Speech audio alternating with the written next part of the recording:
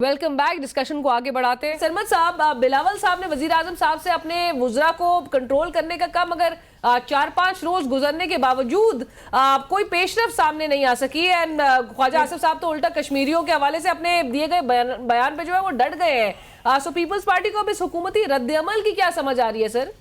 ایک تو میں صرف یہ کہنا چاہوں گا کہ پی ٹی آئی کے پاس کہنے کو نہیں ہوتا نا تو چیخنا شروع کر دیتے ہیں, اور چیخ کے وہ سمجھتے ہیں کہ دوسروں کی آواز کو دبا دیا جائے گا. تو مجھے خاموش, ان کا خیال تھا کہ میں کچھ بولوں, خاموشی. آپ کا نمبر نہیں تھا سینیٹر صاحب, میرا نمبر تھا تو میں اپنے نمبر پہ بول رہا تھا. میں نے نہیں ٹانگ اڑائی آپ کی بات میں, پھر چیخنا شروع ہو گیا. چلیں اچھا, آپ چیخ رہے تھے جب میرا ٹائم تھا. آپ کو بولنا ہی نہیں چاہیے تھا جب میرا ٹائم تھا.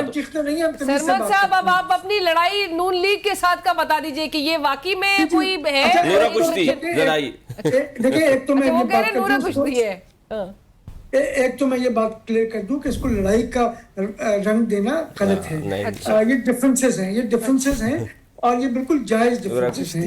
ہمارا خیال یہ ہے کہ جو خواجہ آصف صاحب نے بات کی راولاکوٹ کے شہریوں کے حوالے سے, وہ غلط بات تھی, وہ نہیں کرنی چاہیے تھی. ان کو کہنا کہ یہ تو کشمیری نہیں ہے, یہ تو پہاڑی لوگ ہیں, دس از رانگ.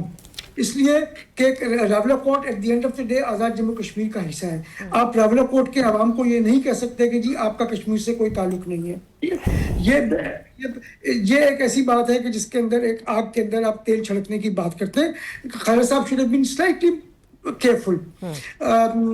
خواجہ صاحب نے اپنے تاثرات کا اظہار کیا. آپ کو لگتا ہے بلاول صاحب کو اتنی سخت بات کرنی چاہیے تھی کہ کیبنٹ کا حصہ کیسے ہے وہ؟ دیکھیے اس لیے کرنی چاہیے. بلاول صاحب نے اس لیے یہ بات کی کہ آزاد کشمیر کے اندر پیپلز پارٹی کی حکومت ہے. پیپلز پارٹی کی یہ سب چیزیں پھر بھگتنی پیپلز پارٹی کی حکومت نے ہے. اس کا خمیازہ ہم نے بھگتنا ہے, اس کی جو کاسٹ ہے ہم نے پے کرنی ہے. مسلم لیگ نون تو وہاں حکومت کا حصہ نہیں ہے نا, مطلب وہاں پہ گورنمنٹ میں نہیں ہے. ہمارے الائز ہیں لیکن گورنمنٹ میں نہیں ہے. اسی طریقے سے گلگت بلتستان میں بھی سر وہی سیٹ اپ ہے. تو کہیں ہے ہی نہیں, پی ٹی آئی تو وہاں کہیں ہے ہی نہیں. ان کے تو پتہ نہیں کتنے گروپس میں بنے ہوئے ہیں. لیکن یہ ووٹر کو کیسے پیپلز پارٹی سمجھائے گی کہ آپ کا ووٹر جو دیکھ رہا ہے سینٹر میں دونوں اتحادی ہیں, دونوں جماعتیں, گلگت بلتستان میں آپ اپوزیشن, آپ حکومت میں, نون لیگ اپوزیشن میں ہے, آزاد کشمیر میں وہی ماڈل ہے, تو ووٹر کو کیسے سمجھائیں گے آپ؟ میرے خیال میں یہ تو جب الیکشن ہوگا تو پھر پتہ چلے گا کہ عوام کیا, آزاد کشمیر کے عوام کیا فیصلہ نہیں ہے. اچھا, وہ شفقت صاحب کہہ رہے ہیں کہ آپ کو ووٹ کی ضرورت نہیں پڑے گی.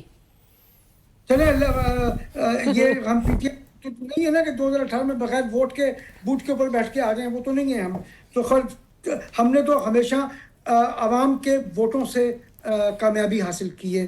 بے شک وہ 70 سے لے کے آج تک آپ دیکھ لیجئے کہ پیپلز پارٹی کی جو بھی کامیابی یا پیپلز پارٹی کو ہرایا گیا ہے وہاں دھاندلی سے ہرایا گیا پیپلز پارٹی کو.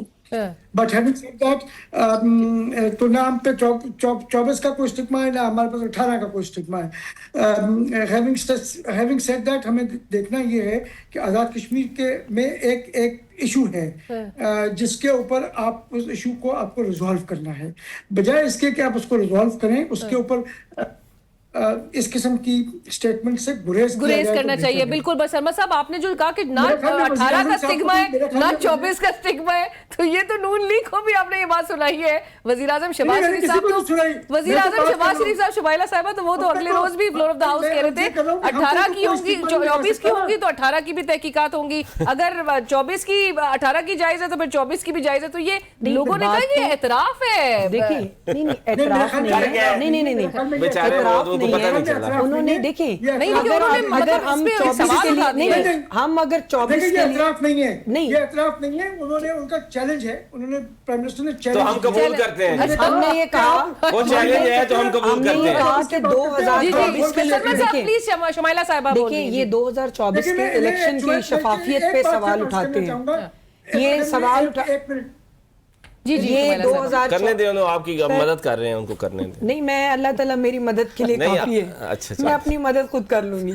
دوسری بات یہ ہے کہ 2024 کے الیکشن کے اوپر کی شفافیت پہ یہ بات کرتے ہیں, تو پرائم منسٹر نے فلور آف دی ہاؤس پہ آ کے کہا کہ چلیں ٹھیک ہے ہم اس کے لیے بھی تیار ہیں, لیکن پھر آپ کو معاملہ آر ٹی ایس والے سسٹم سے شروع کرنا پڑے گا کہ 2018 में कैसे आरटीएस नहीं, बैठा। लेकिन फिर इससे तो एक इम्प्रेशन ये मिलता है कि फिर जो मुज़ाकरात के लिए प्राइम मिनिस्टर साहब जब दावत देते हैं तो फिर वो भी सिर्फ लोगों को दिखाने के लिए शायद वो फिर मुज़ाकरात की ऑफर कर रहे हैं, क्योंकि फिर मामला वही 2018 में चला जाएगा, मशरूत कर दिया जाएगा। माशाल्लाह आप एक बड़े सीनियर सहाफ़ी हैं, आपकी हर मामले के ऊपर नज़र होती है, नुक्ता को समझती हैं, किन लोगों को दिखाना है और किन लोगों के कहने के ऊपर वो इस तरह की दावत दे रहे हैं। आखिर आपको मैं थोड़ा सा माजी में लेके जाऊं, 27th अमेंडमेंट से पहले इनको मुज़ाकरात की दावत दी, फिर इरफान सिद्दीकी साहब की सरबराही में एक कमेटी बैठी, इन्होंने उसका क्या हल किया। इनके साथ अभी भी वजीर आजम ने, स्पीकर साहब ने, डिप्टी प्राइम मिनिस्टर ने, वजीर दिफा ने, कितनी लॉ मिनिस्टर ने कितनी दफा कहा है फ्लोर ऑफ द हाउस पे क्या है, कमेटियों में भी वापस आ जाए। शफकत भाई मेरी बात सुन, नहीं यही मैं आपसे रिक्वेस्ट करता हूं, मैं जानबूझ के बोल रहा हूं कि आपके साथ हो। अच्छा एक मिनट, दूसरी बात ये है कि आप लोगों को मुज़ाकरात की वजीर आजम के मुशीर जो राना सनाउल्लाह साहब हैं, उन्होंने आपके पास जाके अलामा नासिर अब्बास साहब को भी कहा, इसी तरह हमने महमूद खान अचकज़ई साहब को भी कहा। वो कभी कहते हैं कि हमें आपका वेन्यू पसंद नहीं है, कभी उनको हमारा मेन्यू पसंद नहीं आता। और इसी के साथ ही एक और ब्रेक की तरफ मुझे जाना है नाज़रीन, कहीं मत जाइएगा, डिस्कशन को आगे बढ़ाएंगे एक ब्रेक के बाद।